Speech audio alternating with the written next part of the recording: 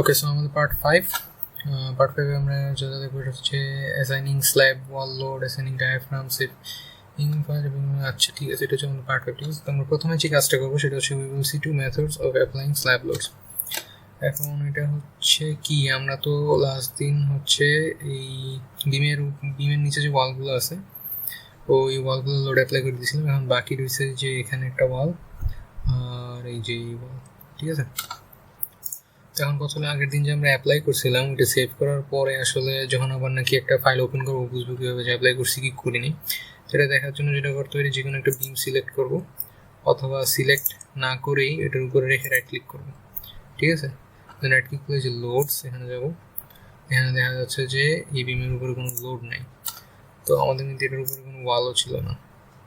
ঠিক আছে, এখন যেখানে ওয়াল ছিল ওখানে একটা বিমের উপরে রেখে রাইট ক্লিক করে লোডস, এই যে লোড প্যাটার্ন হচ্ছে ওয়াল বি বিম ওয়াল, যেটা নাম দিয়েছিলাম ইউনিফর্ম ফোর্স 0.45 কিপ পার ফিট। ঠিক আছে, ওকে।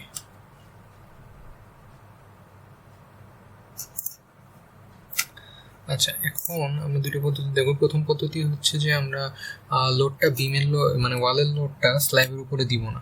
ঠিক আছে, স্ল্যাবের উপরে না দিয়ে আমরা এখানে একটা রেফারেন্স লাইন টানবো, রেফারেন্স লাইনের উপরে আমরা লোডটা অ্যাপ্লাই করবো। তো এখানে আসলে ডাইমেনশনটা বোঝা যাচ্ছে না যে এটা কতটুকু দূরে আছে, এটা আমি বুঝতে পারতেছি না, কিন্তু এতটুকু শিওর যে এখান থেকে এই পর্যন্ত ওয়ালটা হচ্ছে আমাদের 18 ফিট। ঠিক আছে, এটার লেন্থ হচ্ছে 18 ফিট। সো আমি এখানে ধরে নিতেছি এটার ডিস্টেন্স হচ্ছে কত, 15 অর্ধেক, 7.5 ফিট দূরে আছে। এটার জন্য আমরা এখানে সিম্পলি এখানে ড্রতে গেলাম, যে নান বিম নিব, নিয়ে এখানে একটা অফসেট হবে 7.5 ইঞ্চিতে আছে না। ওকে, ইঞ্চিতে হইলে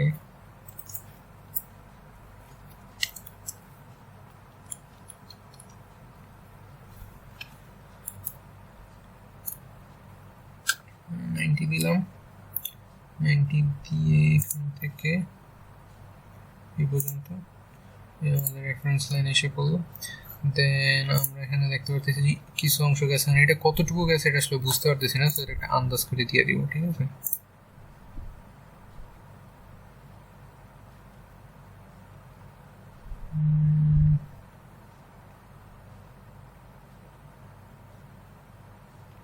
পুরো আছে 7.5 ফিট। এখানে যদি দরজা দেয়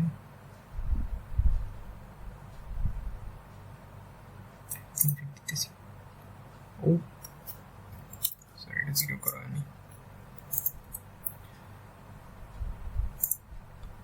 ওকে, হয়ে গেল। এটা দেওয়ার পরে আমরা এসএনে যাব, ফ্রেম লোডস ডিস্ট্রিবিউটেড। ঠিক আছে, জাস্ট কি assign frame loads distributed গেলাম, যাওয়ার পর এখানে আমরা কত ছিল আমাদের 0.450 কিপ পার ফিট, রাইট। এইটা সিলেক্ট করলাম, এটা সিলেক্ট করলাম, দিয়ে অ্যাপ্লাই, দেন ওকে।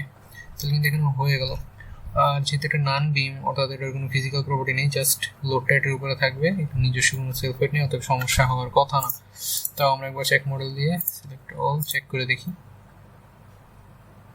ঠিক আছে, model has been check, no warning message use করে জেনারেটেড, প্লেন কোনো সমস্যা নেই। নেক্সট আমাদের এটা যেটা আছে এটা আমরা স্ল্যাবের উপরে ডিস্ট্রিবিউট করে দিব, এই ওয়ালের লোডটা আমরা স্ল্যাবের উপরে ডিস্ট্রিবিউট করে দিব। এখন এই পদ্ধতিটা না আমার পছন্দ না। আমার পছন্দ না হওয়ার একটা কারণ হচ্ছে যে, যেমন এই যে এখানে ওয়ালটা কিন্তু আমার এখান থেকে এখানে, দেন এখান থেকে এখানে, এটা হচ্ছে আমার ওয়াল।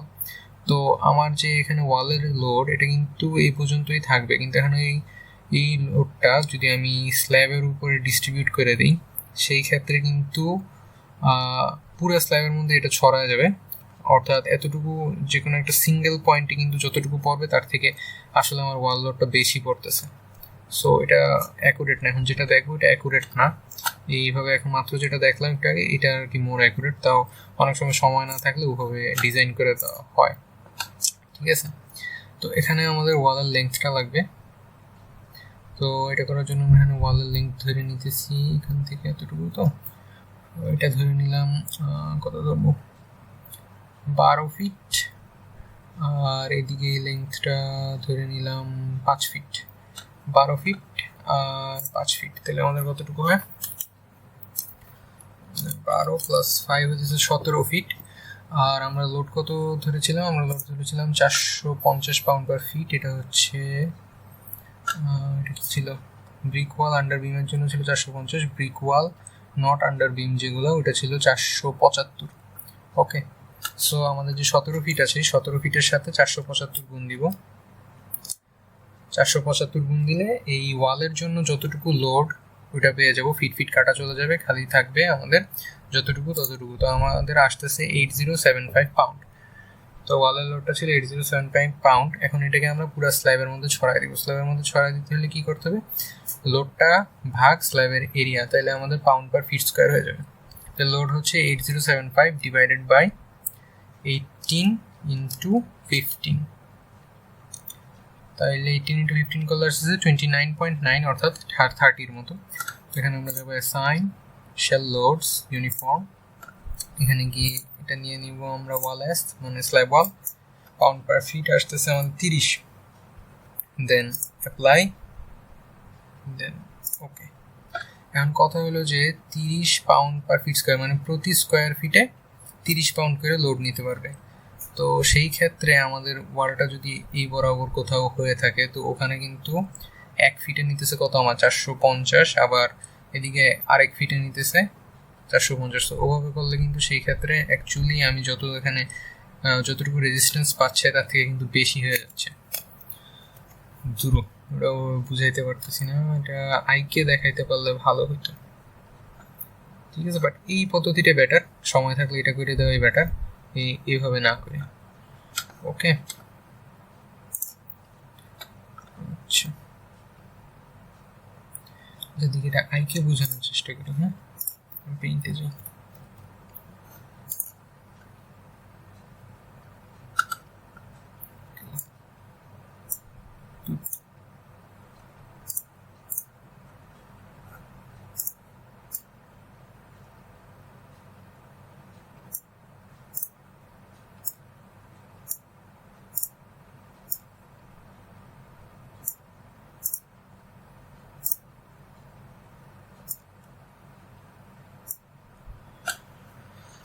এই যদি হয় আমাদের স্ল্যাবটা, এখানে হইতেছে আমাদের একটা ওয়াল। ঠিক আছে, এখন এই ওয়ালটা কিন্তু স্ল্যাবের এই জায়গাতেই লোড দিবে। তো এই ওয়ালটা যদি হয় 3 ফিট, সাপোজ এই ওয়ালটা আমাদের 3 ফিট, পার ফিটে 450 পাউন্ড করে হইতেছে, তাহলে 3 ফিটে হইতেছে কত? 3 ইন্টু 450, তাহলে হইতেছে 1350। তাহলে আমার এইখান থেকে এই পর্যন্ত কিন্তু 1350। আর যদি আমি এই জায়গাতে ডিস্ট্রিবিউটেড লোড ধরছি, সাপোজ এখানে 3 স্কোয়ার ফিট আছে, 3 স্কোয়ার ফিট জায়গা, আর অ্যাকচুয়ালি 3 স্কোয়ার ফিট নাই, জাস্ট ধারণার জন্য বলতেছি। সাপোজ এখানে 3 স্কোয়ার ফিট জায়গা আছে, 1 স্কোয়ার ফিটে তাহলে কতটুকু হবে? এটা যদি এখানে 18/15 স্ল্যাব হয়, এখানে ছিল 18/15, তাহলে পার স্কোয়ার ফিটে কিন্তু 5 পাউন্ড করে আসতেছে। তো এখানে যে এখান থেকে এতটুকু এই সেকশনটাতে 5 পাউন্ড, এই সেকশনটাতে 5 পাউন্ড, আবার এইদিকে একটা সেকশন যদি ধরে নিই তাহলে একটা সেকশনে 5 পাউন্ড, এই এক সেকশনে 5 পাউন্ড, এক সেকশনে 5 পাউন্ড। কিন্তু ওয়ালটা আসলে আমাদের কত দিতেছে? এখানে কত পাউন্ডের লোড আসতেছে? এটা হচ্ছে 3 ইন্টু 0.05, তাহলে হচ্ছে 1350 পাউন্ড। সো এই ক্ষেত্রে কিন্তু এই জায়গায় লোডটা অ্যাপ্রোপ্রিয়েট না। ঠিক আছে, এটাতে অত সমস্যা হয় না সাধারণত, এমন না যে বিল্ডিং ভেঙে পড়বে, বাট এই মেথডটা অ্যাপ্রোপ্রিয়েট মেথড না। আমাদের অ্যাপ্রোপ্রিয়েট মেথড এইভাবে দেওয়াটাই আমাদের জন্য বেটার। আশা করি বুঝতে পারছি। যাই হোক, এটা শেষ আমাদের। Then we will assign the diaphragm. Diaphragm assign করব। ডায়াফ্রাম অ্যাসাইনের জন্য আমাদের প্রথমে সিলেক্টে যেতে হবে। এখানে সিলেক্টে যেয়ে আমরা কই যাব? কোঅর্ডিনেট স্পেসিফিকেশন, এখানে গিয়ে click joint in x y plane. এই যে এক্স ওয়াই প্লেনের যে জয়েন্টটা, এটাতে ক্লিক করতে হবে, তাহলে কিন্তু পুরোটা সিলেক্ট হবে। তা না হলে কিন্তু একটু সমস্যা হয়ে যেতে পারে। দেন অ্যাসাইনে যাব, যে শেলসে যাব, শেলসে যেখানে আমাদের ডায়াফ্রামস আছে, জাস্ট এনে ক্লিক করলাম। দেন আমাদের D1 ডায়াফ্রাম অ্যাপ্লাই। ওকে, তাহলে কিন্তু ডায়াফ্রামটা অ্যাপ্লাই হয়ে গেল। ঠিক আছে, তো আমাদের ডায়াফ্রাম অ্যাপ্লাই হয়ে গেল। We will replicate similar floors. এখন রেপ্লিকেট সিমিলার ফ্লোরসের আগে যে জিনিসটা, সেটা হচ্ছে should save ঠিক আছে। এখন ফ্লোরগুলো রেপ্লিকেট করার আগে আমি একটা ফ্লোরে যে কাজ করেছি সেইটা দিয়ে আমি যদি একটা ফাইল সেভ এস করে নিই তাহলে কিন্তু আমার সুবিধাটা কেন, যে রেপ্লিকেট করার পরে যদি আমি দেখি যে না আমি কোথাও লোড বসাতে ভুল করছি, তো আমি এই জায়গাতে এসে কিন্তু আবার নতুন করে কাজটা শুরু করতে পারি। আমার প্রতিটা ফ্লোরে আলাদা করে চেঞ্জ করার কোনো হ্যাসল লাগবে না। তো আমি বর্তমানে এই কাজটা করতেছি না, বাট এটা আমার একটা অ্যাডভাইস যে একটা কপি আপনারা সেভ করে রাখবেন। আচ্ছা ঠিক আছে, এখন আমরা চলে যাবো রেপ্লিকেট সিমিলার ফ্লোরস। তাহলে সিমিলার ফ্লোর রেপ্লিকেট করার জন্য যে কাজটা করবো সেটা হচ্ছে সিলেক্টে যাব, স্টোরিজে যেটা আমরা কোন ফ্লোরে কাজ করেছি, ফার্স্ট ফ্লোরে কাজ করেছি, জাস্ট ফার্স্ট ফ্লোরটা সিলেক্ট দিলাম, তাহলে সবগুলো অবজেক্ট সিলেক্ট হবে, কিছু বাদ করবে না। দেওয়ার পরে আমরা রেপ্লিকেট করবো, এডিটে গিয়ে এই যে রেপ্লিকেট, অথবা আমরা জাস্ট শর্টকাট ইউজ করবেন Ctrl+R। ঠিক আছে, যে স্টোরিজে যাবো, সিমিলার যে স্টোরিগুলো ওগুলো আমরা রেপ্লিকেট করবো, যেমন সেকেন্ড, থার্ড, ফোর্থ কিন্তু সিমিলার। রুফ সিমিলার হবে না, তাও আপাতত রুফ পর্যন্ত আমি জাস্ট কপি করে দিতেছি। ঠিক আছে, অ্যাপ্লাই, ওকে। তাহলে আমাদের কিন্তু রুফ পর্যন্ত রেপ্লিকেট করা হয়ে গেল। রুফটা আমরা পরে এডিট করব। এই ভিডিওটা আমরা এখন গ্রাউন্ড ফ্লোরের কাজ করবো। গ্রাউন্ড ফ্লোরের কাজের জন্য গ্রাউন্ড ফ্লোরে কিন্তু আমরা এই স্ল্যাবগুলো নিব না, ঠিক আছে। অ্যান্ড দেন বিমগুলোও কিন্তু এগুলো নিব না, জাস্ট কলামগুলো হুবহু যাবে। তো কলামগুলো হুবহু গেলে আমরা কী করবো, জাস্ট কলামগুলো সিলেক্ট করবো, যার জন্য সিলেক্টে যাব, প্রপার্টিসে যাব, ফ্রেম সেকশনস, যে C12x12 এটা সিলেক্টে দিলাম, সিলেক্ট হলো। এখন আমরা যদি 3D-তে দেখি তাহলে কিন্তু সবগুলো ফ্লোরের কলাম সিলেক্ট হয়ে গেছে। এখন এটা যদি আমি রেপ্লিকেটে দিই তাহলে কিন্তু গ্রাউন্ড ফ্লোরে এই কটা, 1 2 3 4 5 5টা একের উপর আরেক পড়ে যাবে। তখন সিস্টেম আমাদেরকে বলবো যে মডেল ইজ নট ওকে, কারণ 5টা কলাম একটার উপরে যদি ওভারল্যাপ করে তাহলে তো ব্যাপারটা হলো না। আমরা এটা কি করবো, ডিসিলেক্ট করবো। ডিসিলেক্টে গিয়ে স্টোরিজে ফার্স্ট ফ্লোর ছাড়া সবগুলোতে নিয়ে এই যেখানে ডিসিলেক্ট। এখন আমরা 3D-তে দেখতে পাচ্ছি শুধু একটা ফ্লোরে আমাদের কলামগুলো সিলেক্ট করা আছে, ভালো। দেন আমরা Ctrl+R দিব, স্টোরিতে যাব, গ্রাউন্ড ফ্লোর, অ্যাপ্লাই, ওকে। তাহলে কিন্তু আমাদের গ্রাউন্ড ফ্লোরে এখন কলামগুলো চলে গেছে। তাহলে আমরা প্ল্যানে গ্রাউন্ড ফ্লোরে যাই, ওকে। এই গ্রাউন্ড ফ্লোরে চলে আসলাম। দেন গ্রাউন্ড ফ্লোরে চলে আসার পরে গ্রাউন্ড ফ্লোরে কিন্তু আমাদের গ্রেড বিম হবে, নর্মাল যে বিম সেটা না। গ্রেড বিম কিন্তু আমরা ডিফাইন করিনি শুরুতে, যেটা ডিফাইন করে রাখা উচিত, বাট গ্রেড বিম আমরা আগেটাই দিব। এটা হচ্ছে 8 নম্বর ভিডিওতে যে গ্রেড বিমের সাইজটা নিয়েছিলাম ওটাই দিব। এটা হচ্ছে 1 ফিট, সরি 1 ফিট কত 15, তাহলে 12 ইঞ্চি বাই 15 ইঞ্চি। তাহলে ডিফাইনে যাই, সেকশন প্রপার্টিজ, ফ্রেম সেকশনস, এখানে বিমেরটাই কপি করি, অ্যাড কপি অফ প্রপার্টি। দেন এখানে লিখবো আমরা জিবি কত 15x12, ডেপথ 15, উইডথ 12। দেখুন মডিফাই রিবার কিন্তু এটা 3.3 হবে, এখানে 3.3 হবে, ওকে। অলরাইট, ওকে করে দিলাম। তাহলে আমাদের গ্রেড বিম ডিফাইন করা হয়ে গেল। এখন কুইক ড্র বিমসে যাব, যাওয়ার পরে গ্রেড বিম নিলাম। আচ্ছা, গ্রেড বিম নিলেই সব জায়গায় তো আসলে হবে না, তো যেটা করবো পুরোটা দিয়ে দিব, ব্যাপার না, দিলাম। দেওয়ার পর এখন এডিট করবো, উপরের ফ্লোরে যাই, দেখি কুই আছে, কুই নাই। সো সব জায়গাতেই আছে, নাই খালি এখানে নাই, এখানে নাই, এখানে নাই। ঠিক আছে, তাহলে আবার নিচে যাই, এটা নাই, এটা নাই, এটা নাই, সিলেক্ট করলাম, ডিলিট বাটনে চেপে ডিলিট করে দিব। ঠিক আছে, তাহলে এটা কিন্তু ডিলিটেড হয়ে গেল, ওকে। ডিলিট হয়ে গেছে। এখন যে কাজটা করব সেটা হচ্ছে বেসে যাই,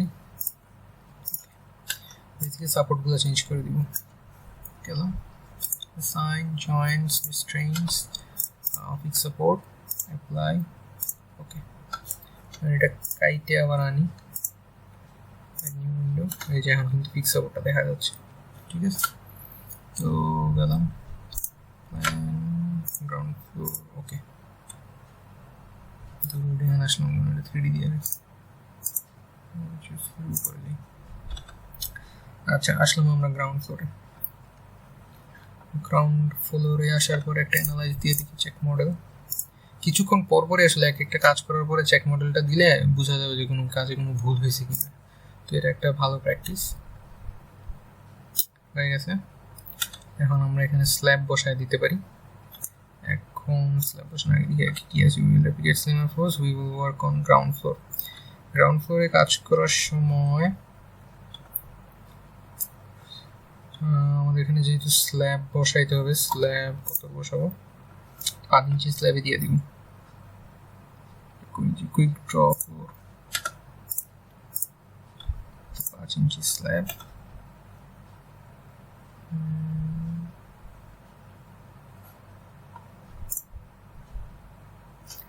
না, এভাবে দেওয়া যাবে না, ধীরে ধীরে দিতে হবে।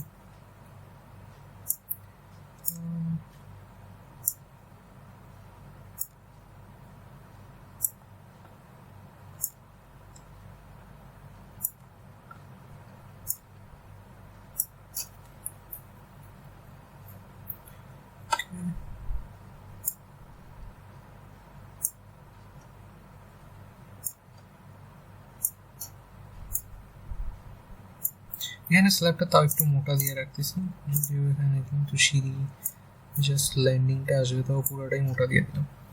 ঠিক আছে, ওকে গেল। তো আমাদের গ্রাউন্ড ফ্লোরের কাজ এখানে শেষ হওয়ার পরে এখন আপাতত গ্রাউন্ড ফ্লোরে লোডিং নিয়ে কোনো কাজ করতেছি না, পরে লোডিংটা দিব, ভিডিওটা বেশি বড় হয়ে যাইতেছে।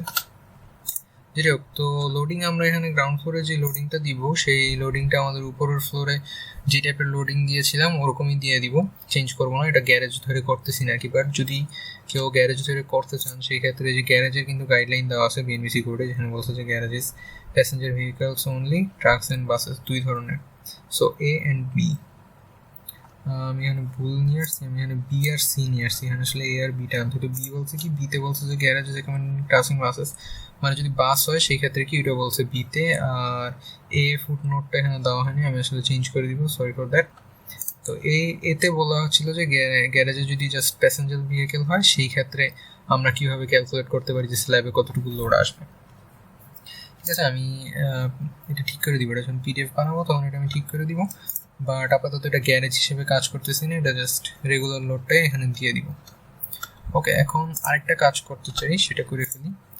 এরপর আমরা দেখবো we will change the live load on balconies. ব্যালকনিতে কিন্তু আমরা গত ভিডিওতে যে লাইভ লোড দিয়েছিলাম তা আমাদের যে অ্যাপার্টমেন্ট ফ্লোরে যা ছিল তাই, বাট বিএনবিসিতে কিন্তু ব্যালকনির জন্য এখানে গাইডলাইন দেওয়া আছে। এখানে বলছে যে ব্যালকনিজ এক্সটেরিয়ার ব্যালকনিজ কত বলছে, 4.79 kilonewton per metre square, but যদি 1 অথবা 2 ফ্যামিলি রেসিডেন্সিয়াল ওনলি বিল্ডিং হয় এবং ব্যালকনির এরিয়া যদি 9.3 মিটার স্কোয়ার এক্সিড না করে সেই ক্ষেত্রে আমরা ব্যালকনির লোড দিতে পারি 2.87 কিলোনিউটন পার মিটার স্কোয়ার।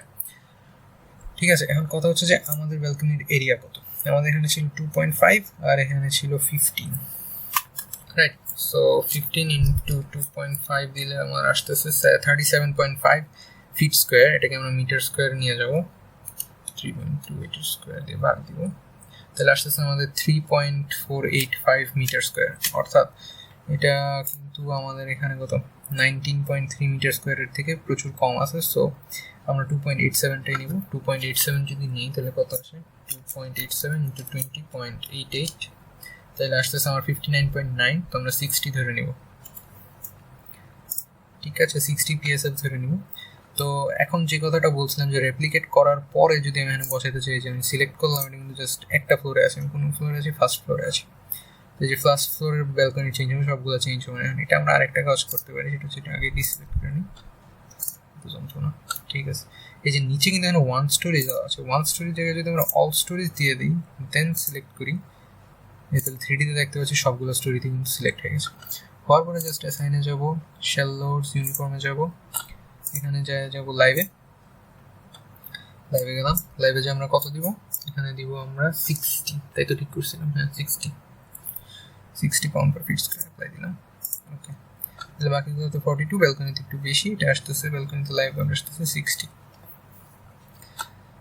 ঠিক আছে, তো আর কি বাকি রয়েছে কিছু না। সো আমাদের এই ভিডিওতে এই পর্যন্তই ছিল, দেখা হবে নেক্সট ভিডিওতে। Thank you very much.